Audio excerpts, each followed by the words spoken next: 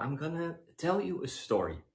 I'm gonna tell you a story. It is a beautiful story. It's also a sad story, but it's also a Christmas story, or at least related to Christmas. And this story is something something unique, because the interesting thing is that on one of my tours that I was doing already about a year ago, I was learning about, for me, a new story. When I was going to a part of what used to be the Netherlands, what now is Belgium, I was going to the city of Antwerp. And in the city of Antwerp, I was going around and I was showing one of the statues in the city of Antwerp.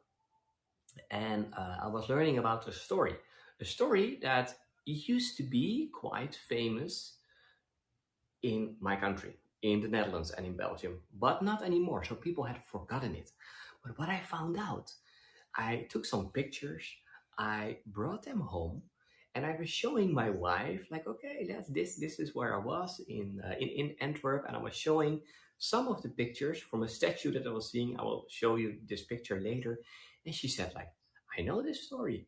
This story is very famous in my country. So I was like, oh, wow, that's interesting. So when I found out that this story that I'm gonna tell you now is very famous in Japan, very famous in the Philippines, also very famous, by the way, in Russia and Ukraine, but almost not famous in the Netherlands and Belgium, where the story is playing originally. So it is a very interesting connection between the West and the East. I can maybe tell you later a little more about that. Um, but I'm gonna tell you this story, and I found also a lot of music around it. So, for example, the music that you're now hearing, that is used to make an anime about this already in the 80s. It was going first only in Japan and Southeast Asia, and later on also played even in the US. So, and I'm gonna tell you the story. It is called The Dog of Flanders. The Dog of Flanders by Ouida, to be precise, and that's a pseudonym of Marie-Louise de la Ramée. So it was originally, and I will remove the music. So it is a Dog of Flanders, and by Guida or Marie-Louise de la Ramée, and that's what I'm gonna do in front of you right now. So and yes, Sarai is saying it already. If you know this story already, please don't give any spoilers, because it is a beautiful story, and I want to end it to the end, and it will be about. Depends a little how fast I am or how slow I am. It will be about 20 minutes in total. So to do the whole story for you. So I hope everyone is ready for this beautiful but also a little sad story that I'm gonna tell you. A Dog of Flanders, a story of Noel. Okay, let's start. Once upon a time, a boy named Nello lived with a very old man known as Jehan Daas in Flanders, in the northern part of what now is Belgium. Jehan had once been a soldier and had wounded in the war. When he was 80 years old, his only beloved daughter died. The old man had no choice but to take care for his daughter's son Nello. And the old man, the old soldier, and Nello, they lived happily together. They were very poor, but they had each other. And their home, yeah, can I say it, a home? It was just a little hut on the edge of a small village of Hoboken. And Hoboken, by the way, is nowadays a big part of the city of Antwerp. It was surrounded by endless cornfields and pastures. And in the center, in the city center, was a big windmill. A great church stood across from the windmill, and at the top of the church there was an old clock. And the clock rang every hour, as clocks in churches used to do, and but made a little strange and empty sound. To the villagers, it seemed like the saddest sound in the world, but they were used to it. Nello's grandfather Jehan delivered milk for a living, and they could barely make ends meet. Every day, Nello's grandfather would pull a cart through the villages by hand, and he was collecting the milk from the farmers.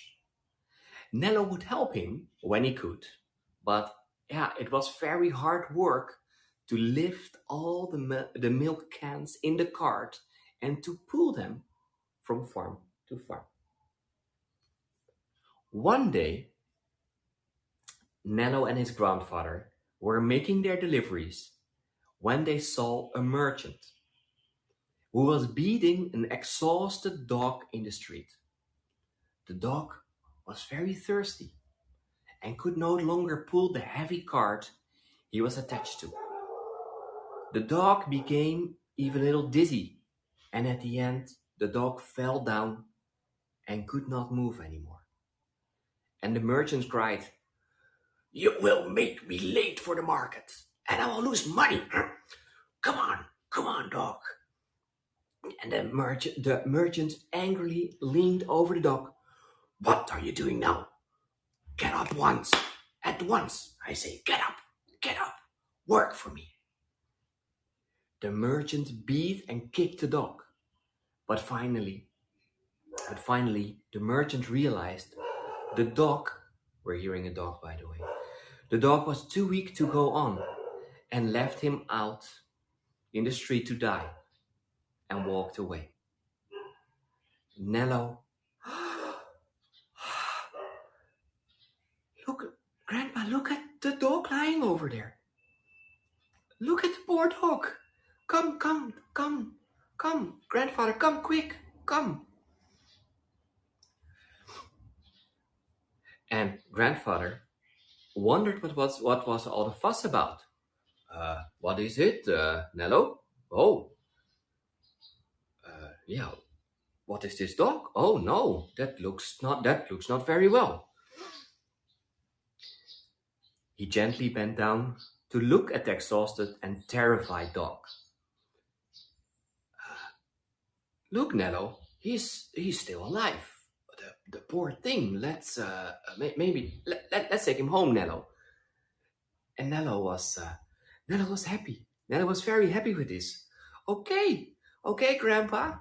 Yeah, let's take him home. Let's take him home. But please be careful, because look at the dog. Look at the dog. They carefully picked up the dog, who moaned softly, and carried them to their little house. They named him Patrash, meaning a strong warrior or a handsome dog.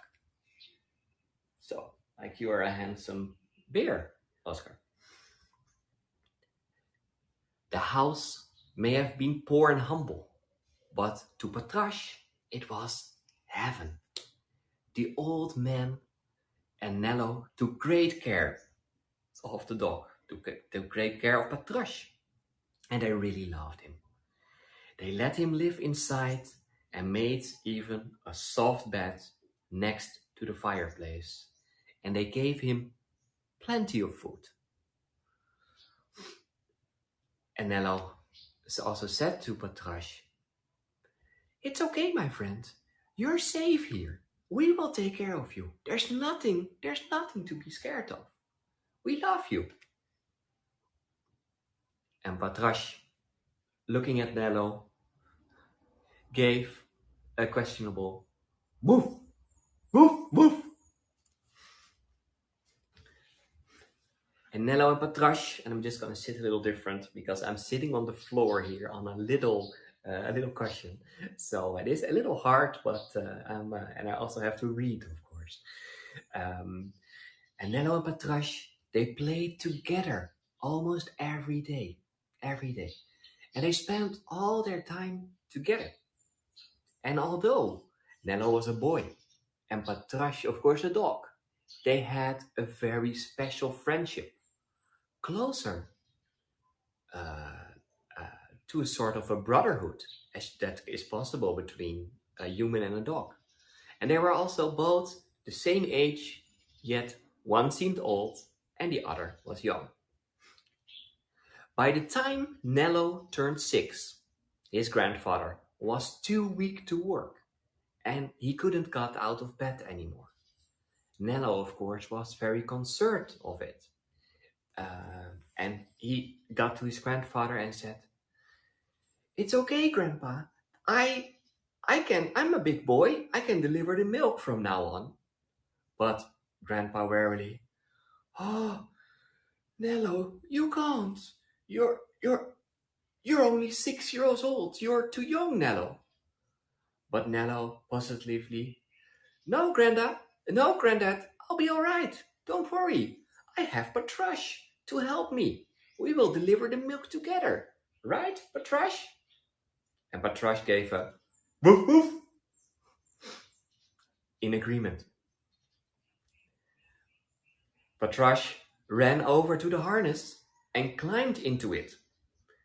With a determined step forward, he pulled the cart, and it was a lot lighter than the previous cart he had pulled for his old boss. Patrash was very happy to repay the kindness the old man, the old Jehan, had shown him. And the years went by, and Nello continued to deliver the milk. The farmers, they were very happy to do business with Nello, as he was an honest, reliable, and he worked, of course, together with Patrash so hard. And Nello also always had the cheery good morning for every farmer he saw. And all this time, when they were carrying the milk, getting the milk, carrying the cart, Nello had a dream that he carried very, very, very deep in his heart. Ah, Nello, someday I will be a great painter like Peter Paul Rubens. And just to let you know, Peter Paul Rubens, he is one of the most, or maybe the most famous Flemish painter you can think of. If you're going to Antwerp, you can find a lot and a lot of his paintings. And Nello, he did not lose faith in his dream, as the landscape of Flanders, with these endless cornfields, with his endless cornfields and large open skies full of clouds, inspired him so much. And Nello was thinking, the corn is so bright and the skies are so huge. If only I could capture their beauty in my drawings. And of course, he was so inspired because in several of the churches in Antwerp, there hung paintings by Rubens. And Nello, he loved his work and he liked the dramatic biblical scenes the most. He would often go into churches to look at the artwork. But there was one group of paintings in particular Nello wished to see. He heard a lot about it. Also, two works of Peter Paul Rubens. And Nello really wished to see them. These two big pieces of art, the Elevation of the Cross and the Descent of the Cross by Peter Paul Rubens, that are hanging in the altar of the Antwerp Cathedral. There was only one problem, because it cost 1 silver coin to gain entrance. And Nello, of course, was very poor, and he had to take care of his grandfather. And not only his grandfather, he also had to take care of Patrash. So Nello was saddened, shaking his hand as he thought, 1 silver coin, that is more than I make in a month. And I don't even have money to pay, I don't have the money to pay entrance to get into the cathedral. But of course, it was his dream to see the masterpieces of Peter Paul Rubens. And the whole time he was thinking, I will be one day a painter like that. And he was also determined as he wanted to see this painting. His heart was full of longing. Because Nello, he loved art so much. And he also spent his free time, the little spare time, the little free time he had, on drawings. He could see the beauty in even the darkest building and the flattest fields. And we have a lot of flat fields in the Netherlands and Belgium. And he really secretly wished to become a great artist. But he kept that wish to himself. And even more, because his grandfather wanted him to become a farmer, so not an artist. So Nello only shared his dreams with Patrash. And of course, the dog kept the secret well, very well. Nello even would often whisper to Patrash, one day, Patrash, one day, my work will hang in churches too, just to see, just to show the world. And you will see that. Patrash didn't understand everything, but he knew. He knew as a good dog that this was very important to Nello. And he gave a woof woof to show support. Nello also had a friend called Aloise, a girl who lived in a red mill with her father, the miller. The miller, he was a rich man. He was maybe even the richest man of the village. And Aloise was a pretty girl with dark eyes and red rosy cheeks. Aloise often played with Nello and Patrash. She was that little rich girl in the village, and many of the townsfolk hoped that their sons would marry her when she was of age. And one day, Nello drew a portrait of Aloise as she played in the cornfields. And Aloise was, when they were playing in the cornfields and he was painting, Aloise said, listen, Nello, I must go home. My father will come looking for me soon. And she just said it, and at that moment, Aloise's father was already coming, marching across the fields, shouting for her, Aloise, Aloise. And he saw her playing in the fields together with Nello, and he was very unhappy about this. Her father said to Nello, well, what are you doing here? Haven't I forbid you, Aloise, to talk to that little pauper over here? He picked up the picture Nello has painted. And he said sarcastically, he won't be anything if he make worthless paintings like that. And he threw the picture to the side. He took Aloise's hand and led her home. And he also sternly told Aloise, my daughter, this pauper is 15 and you are only 12. You must not see him anymore. He never went to school, that boy, and would not make a good husband for you. You must obey me. You must. Otherwise, I will send you away into a convent. And the next day, Aloise broke the sad news to Nello. And in tears, she said to him, oh, Nello, I wish I could see you, but I must obey my father. I was so happy playing with you, Patrash, but I'm so sorry. Our time together feels like a dream now. And Nello, he understood. And although he felt very sad about it, he did not want to disobey Aloise's father. He no longer visited the mill, and when he walked by it, he would even look the other way. Don't look at her. Nello knew, of course, that he was very poor, and his grandfather would often say to him, "The poor can't choose, Nello." But deep inside his heart, he felt that he could become a great artist one day and change all of that. Nello would often go to a little hut nearby his home, and he would go there and make sketches with the charcoal and the chalk that he found on his way, and some rough paper.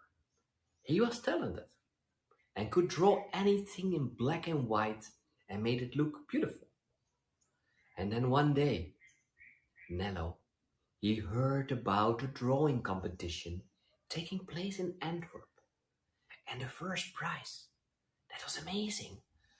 100 silver coins, and anyone under the age of 18 could enter. And Nello was still only 15 years old, so he could enter. And he decided to enter the competition, as it was also a way to improve himself. And Nello thought, I will, I will win this competition just for Aloise and for her father. So they will one day see me, they will acknowledge me, they will see my talent. And every day after work, Nello worked hard at his paintings. Patrash would watch Nello work. And Nello, he worked all through the summer and into the autumn on his drawing. And he said nothing to anyone, nothing, as his grandfather would not understand. And the drawing was due on the 1st of December. And the winner would be announced on the 24th of the same month at noon at Christmas Eve. So on the morning of the 1st of December, Nello walked together with Patrash to the city of Antwerp, put his drawing in the cart, and delivered it to the outside of the church as instructed. And he said to himself, maybe it's a terrible drawing because I never learned about art, but I did everything. So, and it is still, I think it's still very good.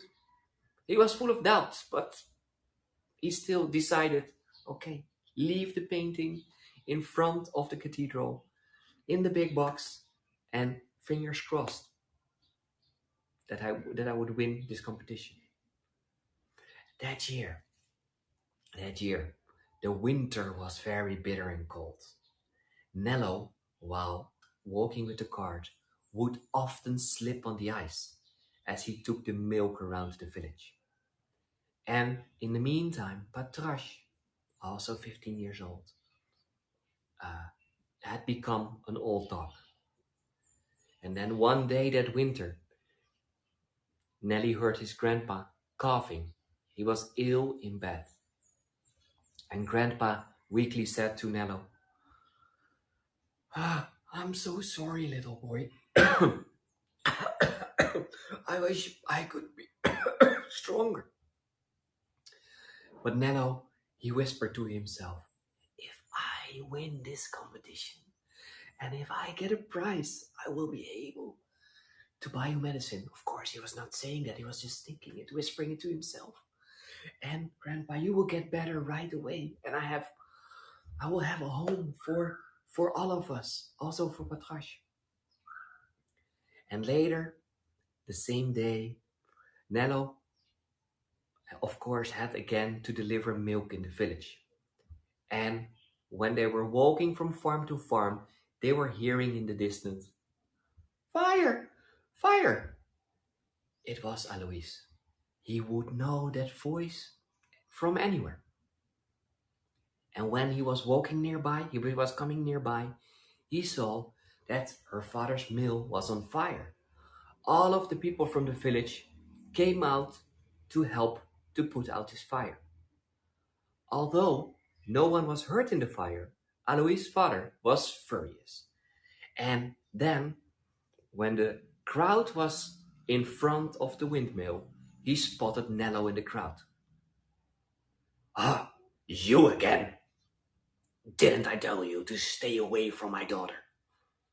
And Nello was, of course, a little frightened. Yes, but I was so worried about Alois and seeing the fire. And then father shouted, "This fire was not an accident. You tried to burn down my house and kill me because I forbid to see you to because I forbid you to see my daughter." And he shouted to the villagers, "Look, this boy over here, look, that boy over there. He was the one, he started the fire." And the people of the village, they believed the miller and they turned against Nello. The farmers stopped giving Nello their milk. And times became so very difficult for Nello and his grandfather, as he could no longer earn money to buy food. They were very hungry, and the winter was harsh and cold. The only thing that gave Nello some hope was the thought of the drawing contest. If I only could win, then the people would see and should see how wrong they were. And Nello even started to cry after thinking about the situation, not making any money anymore. And Patosh, he licked the tears from Nello's face and laid his head on his lap with like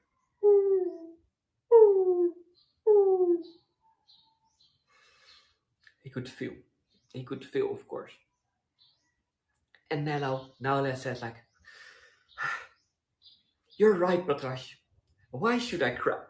Why should I cry when I still have you and I have Grandpa? I mustn't let Grandpa know that I've been crying." And Patrash loudly said, "Woof, woof." And Nello, because they were in the hut to do some paintings, ran back to home. And Nello was shouting, "Grandpa, Grandpa, we're back, we're back.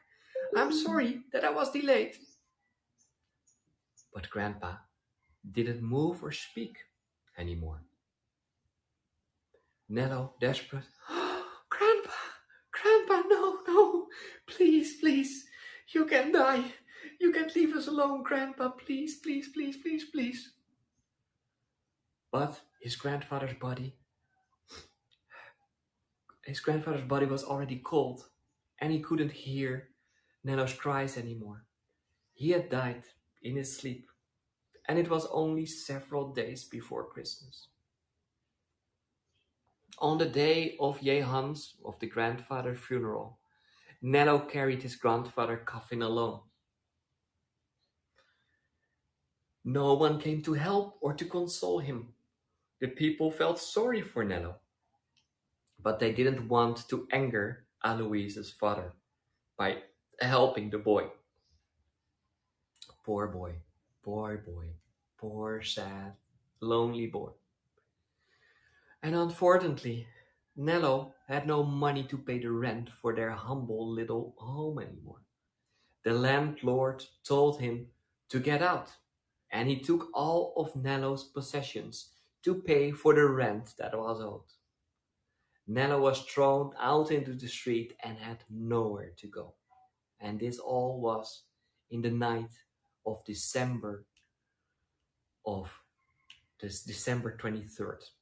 So just a day before Christmas Eve. Nello and Patrash spent the night sleeping in the open out under the stars with just a little blanket. The snow was 6 feet deep and a bitter wind blew across the land. And Nello shivered. It's so cold, Patrush. And they were really together to keep each other warm. That was the only warmth. And the next morning, after this very cold night, they both walked to Antwerp, as the winner of the painting competition would be announced, of course, at noon. And Nello and Patrash went to the cathedral. At noon, the doors were opened, and Nello thought to himself, "Oh, please, please, please, please, let me win this competition." And Nello ran into the room of the cathedral, but the large painting with the first prize he saw wasn't his.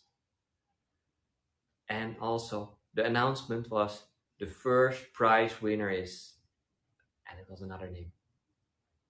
The winning painting was much larger and brighter than Nello's. He hadn't won the contest. And Nello turned to Patrash and said, "It's all over, Patrash. It's all over. I have nothing left to give you." And Patrash sadly said, "Woof, woof," as of course he understood. They wearily started making their way back home to the village of Hoboken. They were hungry, sad, and tired. The snow was falling, falling, and falling, and it was terribly cold. But suddenly, when they were making their way to their village, Patrash smelled something strange, and he ran to the side of the road. He stopped and started scratching in the snow, and then he pulled out a small purse. And Nano said, "What, what is it, Patrash? Patrash, what are you doing? What is it there?" "Ah, what did you find, Patrash?" "That is, whoa, there is uh, there's a purse. There's a small purse. And what's that inside?" "Oh, there are coins inside. There are hundreds of coins. Oh, I don't even know how many. Someone must have lost these, Patrash. They must be very worried." Patrash wagged his tail and gave a woof woof. Nano looked a little further where Patrash sniffed, and he saw the name of Alois's father on the purse, the miller. Nano took the purse with him into the village to the mill, and he was seeing Alois for the first time, again. And Alois was saying, "Oh, Nello, oh, Nello, thank you so much. So, thank you so much for bringing this." And Nello was saying excitedly, "I wanted to give it back to the rightful owner. And I was seeing that it belongs to your dad, to the miller." And Alois was happily, "Oh, thank you, Alois. Come in. It is so cold outside. My father will be so grateful for your honesty when I tell him what you have done. I will tell him, please stay for a little while." But Nello said, oh no, I will be all right. I cannot stay here." Uh, because of course he was still a little scared for her dad or for her father. But Alois, I have a favor to ask. I have nowhere to go in the village. I have nowhere to go. I don't have my little home anymore. Can you please, please, please take care of Patrash? He is so old. He is so weak, and he needs a warm place to stay. And Alois said, "Oh, Nello, of course I will take care of Patrash. Don't worry about him. He will get a warm home." And she agreed to look after Patrash. "Oh, thank you, Alois, thank you." Nello kissed Patrash, gave him a big cuddle, and leaving him behind. And Patrash, of course, he couldn't understand why he was being separated from Nello. And he cried all night and scratched the door to open. All he wanted was to be with Nello again. And finally, he managed to get out and followed Nello's scent and footsteps all the way back to Antwerp, a long walk to the cathedral. He climbed up the steps and found the door open just after midnight mass.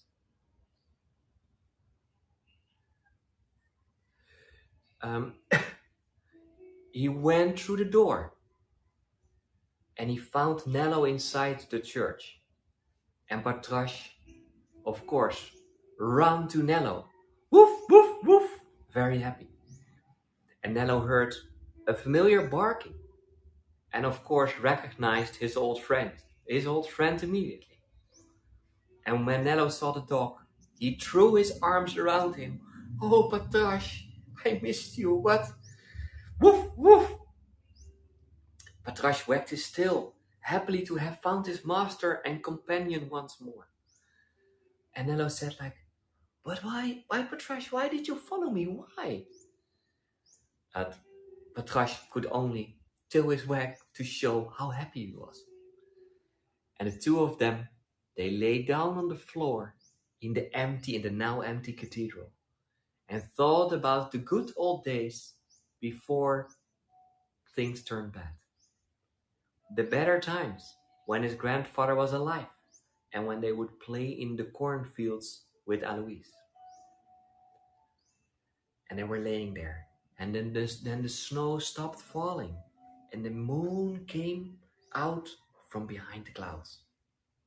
Moonlight brightened the inside of the cathedral for a moment, and Nello looked up and could clearly see the great paintings by Rubens he's been longing to see.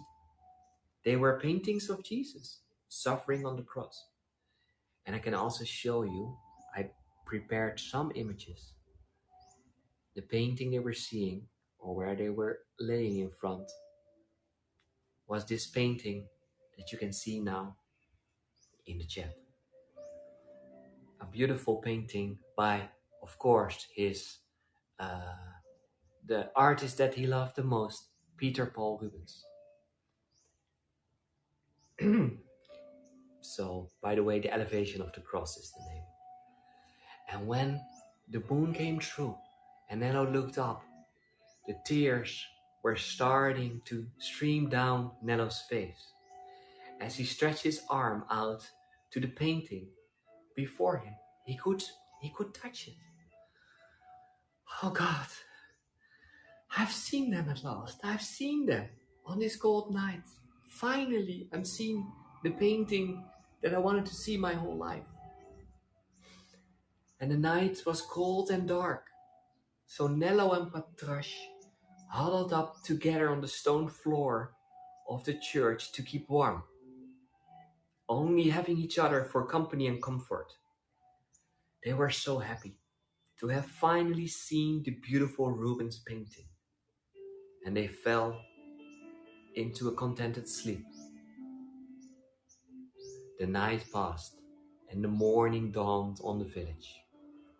Early morning, some members of the town and the nearby villages walked into the cathedral for the morning mass. One villager stumbled upon Nello and his dog, curled together on the stone ground in front of the painting.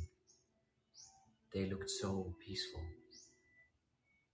Oh, isn't that... I know this boy, let's see. And another person, oh no. Look, that doesn't look good. That doesn't look good. Oh no, that's Nello. That's Nello. And then the little girl, or a girl, came nearby. Alois, she was also going to the mass. Oh no, not Nello, please.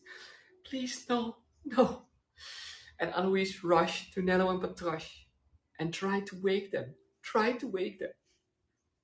But their bodies, they were already lifeless and cold. They had frozen to death in the middle of the night on the floor of the cold cathedral in front of the painting. And everyone was deeply moved and saddened by their tragic and pointless deaths.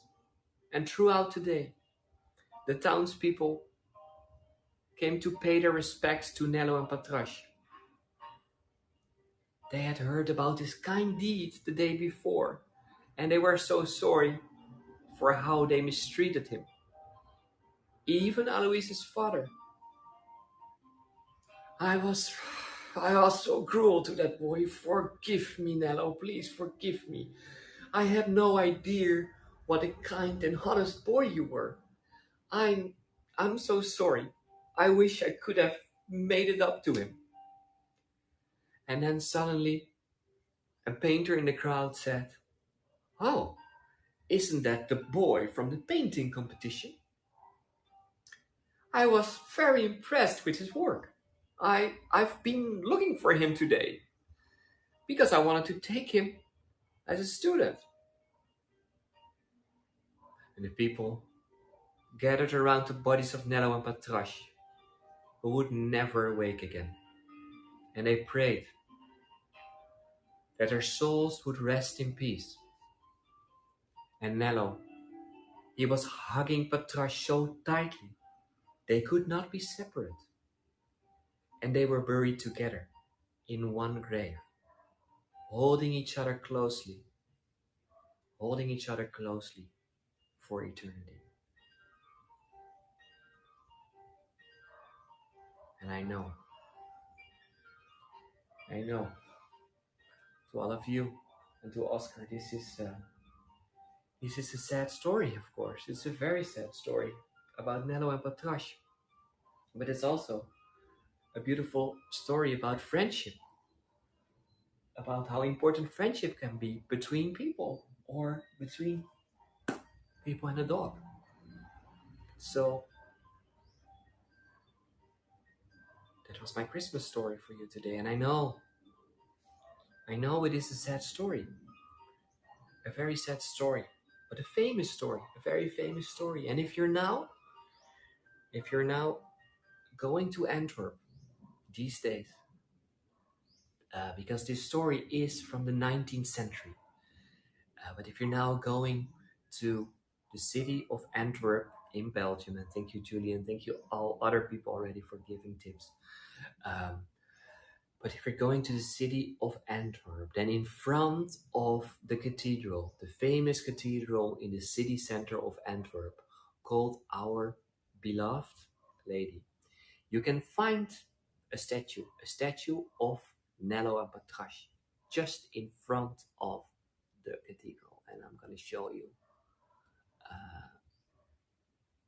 I'm just going to post it right now.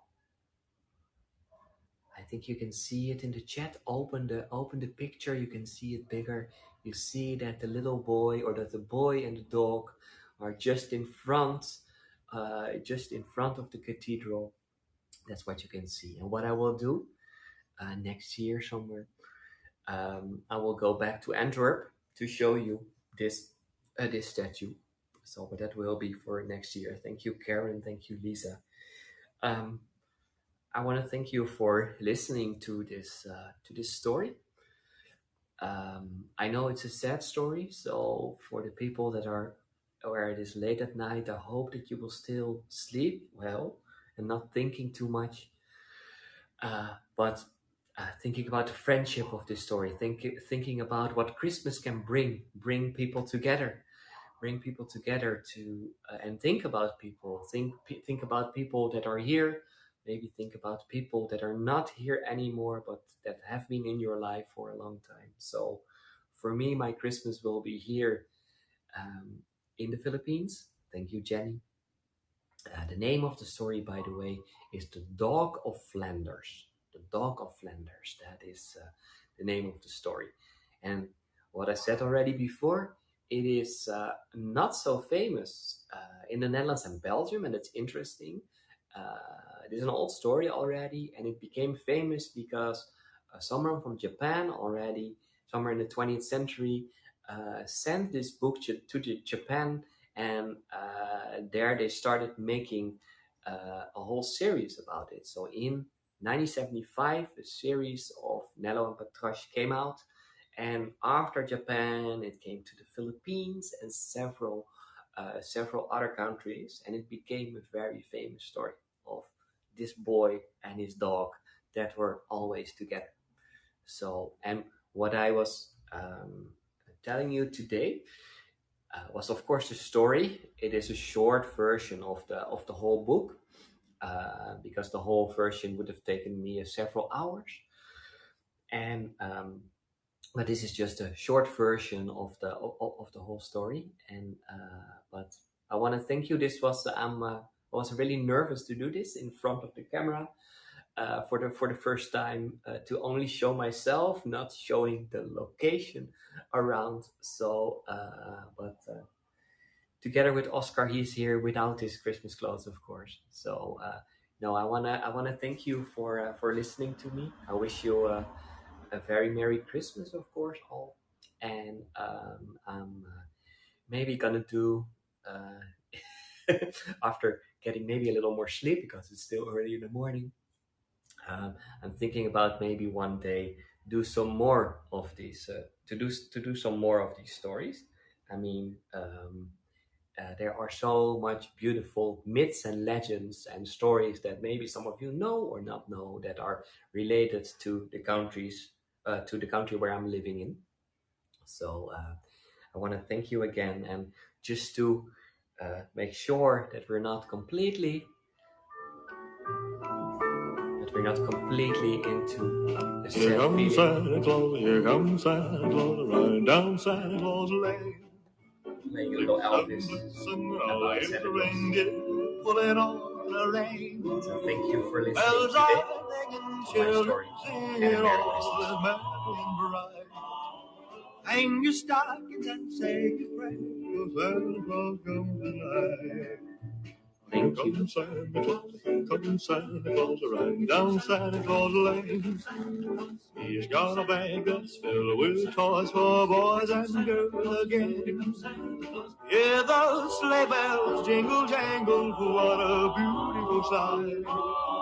Jump in bed and cover up your head, 'cause Santa Claus comes tonight. Here comes Santa Claus, here comes Santa Claus, riding down Santa Claus Lane. He doesn't care if you're rich or poor, for he loves you just the same. Santa knows that we're God's children, that makes everything right. Fill your hearts with Christmas cheer, 'cause Santa Claus comes tonight. Oh, well, here comes Santa Claus, here comes Santa Claus, right down Santa Claus Lane. He'll come around when the chimes ring out, it's Christmas morn again. Peace on earth will come to all if we just follow the light. Let's give thanks to the Lord above, 'cause Santa Claus comes tonight. 'Cause Santa Claus